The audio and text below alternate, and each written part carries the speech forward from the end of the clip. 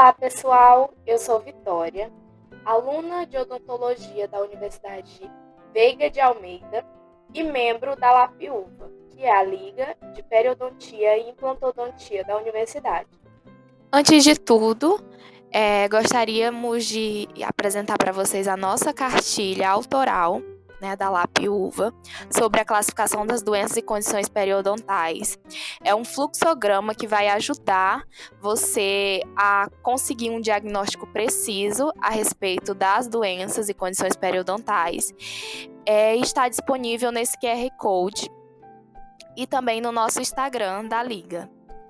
E hoje nós vamos falar sobre a classificação das doenças gengivais. Para classificar o paciente com saúde gengival, nós levamos em consideração alguns quesitos. São eles: a profundidade de sondagem, que tem que ser de até 3 milímetros, o sangramento à sondagem em menos de 10% dos sítios e sem perda óssea radiográfica.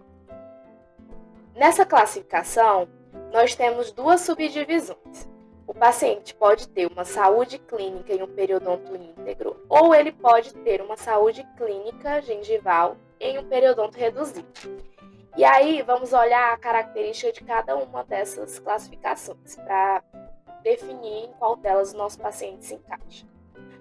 Na primeira, saúde clínica em um periodonto íntegro, nós temos uma gengiva, um paciente sem perda de inserção, com profundidade à sondagem menor ou até 3 milímetros e com sangramento à sondagem em menos de 10% dos sítios e sem perda óssea radiográfica.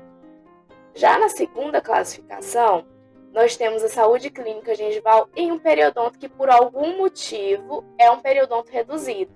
E aí dentro destas nós temos subdivisões, que são elas: o paciente com periodontite estável ou paciente sem periodontite.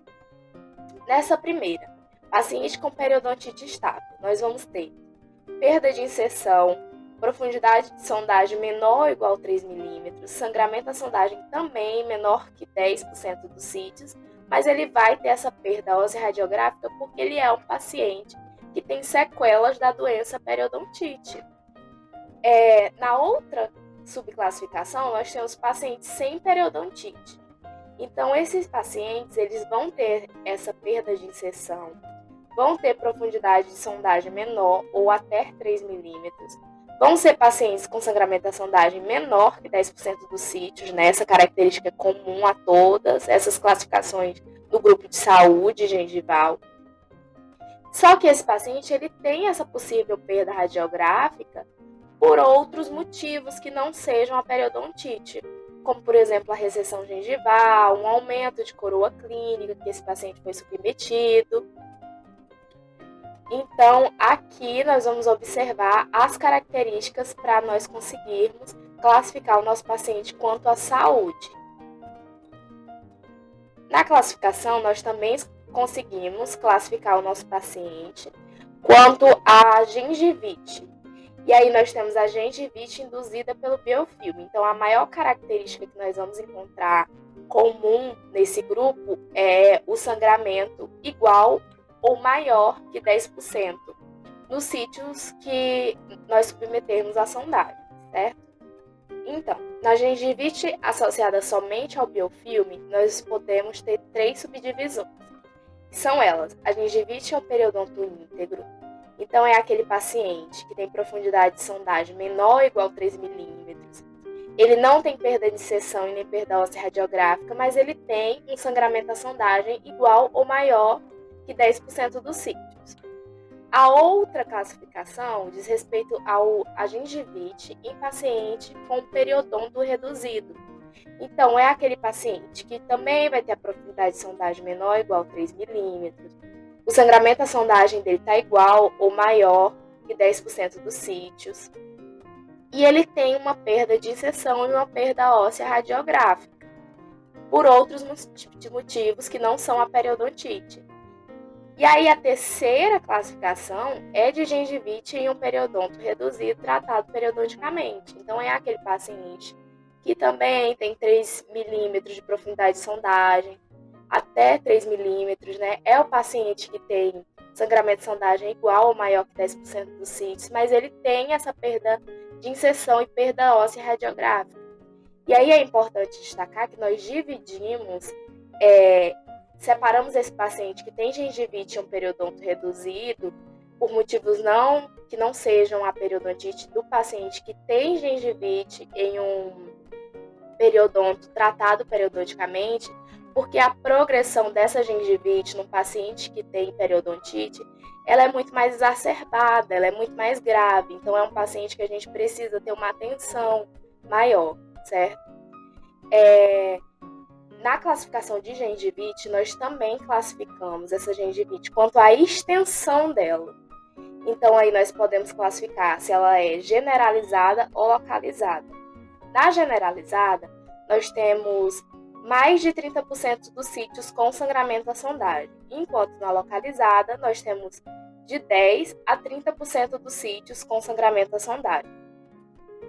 Dentro da classificação de gengivite induzida pelo biofilme, além da associada somente ao biofilme dental, como discutimos anteriormente, temos também a associada a medicamento para aumento de tecido gengival e a mediada por fatores de risco sistêmicos ou locais.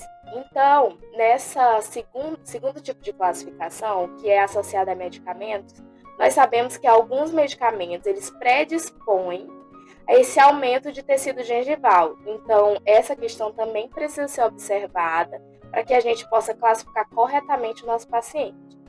E no terceiro tipo, mediada por fatores de risco sistêmicos ou locais, nós também vamos observar questões de riscos sistêmicos, como diabetes, cardiopatias, e também os riscos locais, como, por exemplo, alguma restauração que esteja ali mal adaptada, e outras questões locais daquele indivíduo. Então, aqui nessa classificação, nós conseguimos identificar e conduzir o nosso paciente para o diagnóstico correto quanto à gengivite. Também temos um terceiro tipo de doenças gengivais, né?